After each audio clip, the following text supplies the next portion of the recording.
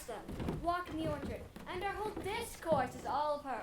This then is thy office. Bear thee well in it and leave us alone. I'll make her come. I warrant you presently. Now, Ursula, when Beatrice doth come, as we do trace this alley up and down, our talk must only be of Benedick. When I do name him, let it be thy part to praise him more than man did merit. My talk to thee must be how Benedick is sick in love with Beatrice. Of this matter is little Cupid's crafty old maid that only wounds by hearsay. Now begin, for look where Beatrice, like a lapwing, runs close to the ground to our conference. The pleasantest angling is to see the fish cut with her golden oars the silver stream, and greedily devour the treacherous bait. So angle we for Beatrice, who even now is couched in the woodbine coverture. Fear you not my part of the dialogue. Then we go nearer, that our ear lose nothing of the false sweet bait that we lay for it. No, truly, Ursula, she is too disdainful. I know her spirits are coy and wild as haggards of the rock. But are you sure that Benedick loves Beatrice so entirely? So says the prince and my new the lord. And did they bid you tell her of it, madam? They did entreat me and acquaint her of it, but I persuaded them, if they love Benedick, to wish him rustle with affection, and never let Beatrice know of it. Why did you so? Doth not the gentleman deserve as full as fortunate a bed as ever Beatrice shall couch upon? O God of love, I know he doth deserve as much as may be yielded to a man, but nature never framed a woman's heart a prouder stuff than that of Beatrice's. Disdain and scorn ride sparkling in her eyes, misprizing what they look on, and her wit values itself so highly, all that else seems weak. She cannot love, nor take no shape, nor project of affection. She is so self-endeared. Sure, I think so. Therefore it certainly were not good she knew of his love, lest she make sport at it. Why, you speak truth. I never yet saw a man how wise, how noble, young, how rarely featured, but she would spell him backwards. If fair-faced, she would swear the gentleman to be your sister. If black, why, nature a drawing of an antic, made a foul blot. If tall, a lance, ill-headed. If low, an agate, very vilely cut. If speaking, why, a vein blown with all the winds. If silent, why, a block moved with none. And so turns she every man the wrong side out, and never gives to truth and virtue that which simpleness and merit purchaseth. Sure, such carping is not commendable. No, not to be so odd and from all fashions, as Beatrice is, cannot be commendable. But who dare tell her so? If I should speak, why, she would mock me into the air, laugh me out of myself, press me to death with wit. And so, let Benedick, like covered fire, consume away in sighs, waste inwardly. It were a better death than die with mocks, just as bad as die with tickling. Yet tell her of it. Hear what she will say. No, rather I will go to Benedick, and cause him to fight against his passion. And truly, I'll devise some honest slander to sustain my cousin with. One doth not know how much an ill-word man poison liking. Oh, do not do your cousin such a wrong. She cannot be so without true judgment, having as swift and excellent a wit as she is prized to have, as to refuse so rare a gentleman as Signor Benedick. He is the only man of Italy, always, excepting my dear Claudio. I pray you, be not angry with me, madam, speaking my fancy. Signor Benedick, for shape, for bearing, argument, and valor, goes foremost in report through Italy. Indeed, he hath an excellent good name. His excellence did earn it, ere he had it. When are you married, madam? Why, every day, tomorrow. Come, go in. I'll show thee some attires, and have thy counsel, which is best to furnish me tomorrow. She's limed, I warrant you. We have caught her, madam. If this proves so, then loving goes by halves. Some Cupid kill with arrows, some with traps.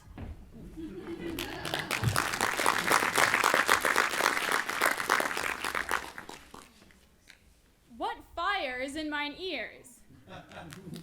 Can this be true? Stand I condemned for pride and scorn so much? Contempt farewell, and maiden pride adieu. No glory lives behind the back of such. And Benedict, love on. I will requite thee, taming my wild heart to thy loving hand. If thou dost love, my kindness shall incite thee to bind our loves up in holy band. For others say thou dost deserve, and I believe it better than reportingly.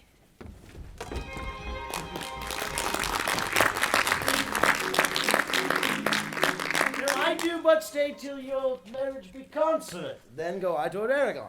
I'll bring you thither, my lord, if you'll vouchsafe me. Nay, for that would be a greater soil in the new gloss of your marriage as to show a child his new coat and forbid him to wear it.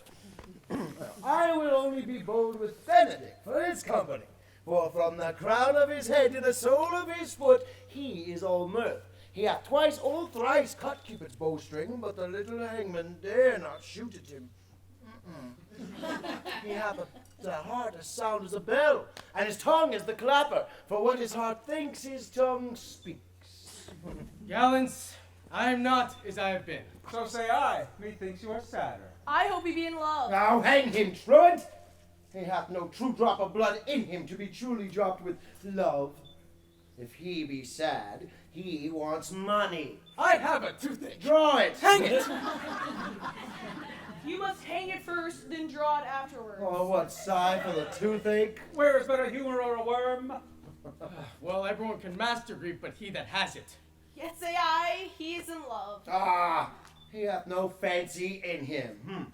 Unless it be a fancy he hath to strange disguises, as to be a Dutchman today or a Frenchman tomorrow, or as to be in two countries at once, as to be a German from the waist down, all slops, or as to be a Spaniard from the hip upward, no doublet. No, if he hath a fancy at him, as it appears he hath, he is no fool for fancy, as you would have it appear he is. If he be not in love with some woman, there is no believing old signs. Brushes his hat o' mornings, what should that go? Hath any man seen him at the barber? No, but the barber's man hath been seen with him. Look, and the old ornament of his cheek hath already stuffed tennis balls. Hey, See, he looks younger than he did by the loss of a beard. nay, and rubs himself with a civet. Shall you smell him out by that? That's as much to say the sweet youth's in love. The truest note of it is his melancholy. And when was he wont to wash his face? Nay, or paint himself. For the which I hear what they say of him. And his jesting spirit, which is now crept into a lute string, now governed by stops. Oh, that indeed tells a heavy tale for him. Conclude. He is in love. Nay, but I know who loves him. I know too, I warrant, one that knows him not. Yea, and his ill conditions, and in despite of all, dies for him. Oh, she shall be buried with her face upward. Yet this is no charm for a toothache. Good senor, walk aside me. I have studied 8 or 9 wise words to speak to you that these hobby horses must not hear.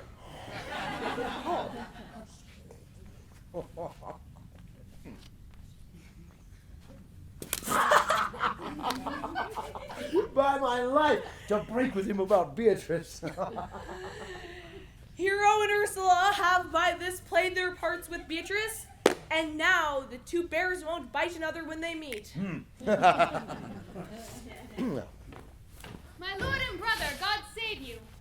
Oh, good den, brother. If your leisure served, I would speak with you. In private? If it please you, yet Count Claudio may hear, for what I speak of concerns him. What's the matter? Means your lordship to be married tomorrow. Oh, you know he does. I know not that when he knows what I know. If there be any impediment, I pray you discover it. You may think I love you not. Let that appear hereafter, and aim better at me by that which I will now manifest. For my brother, I think he holds you well, and in dearness of heart hath hoped to effect your ensuing marriage. Surely suit ill spent and labor ill bestowed. Why? What's the matter? I came hither to tell you, in circumstances shortened, for she has been too long a talking of, the lady is disloyal. Who? Hero. Even she, your hero Leonardo Plato's hero, every man's hero. Disloyal. The word is too good to paint out her wickedness. Think you a better title, and I will fit her to it. Go but with me tonight, and you shall see her chamber window entered, even the night before her wedding day. If you love her then, tomorrow wed her, but it better fits your honor to change your mind.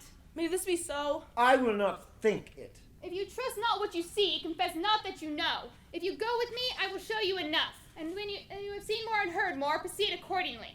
If I see anything tonight, why I should not marry her tomorrow? In the congregation where I shall wed, there I will shame her.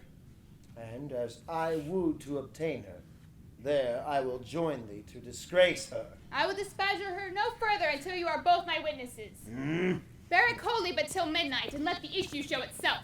Yea, untowardly turn. O mischief strangely O thwarting. plague right well prevented. So saw you say when you have seen the sequel.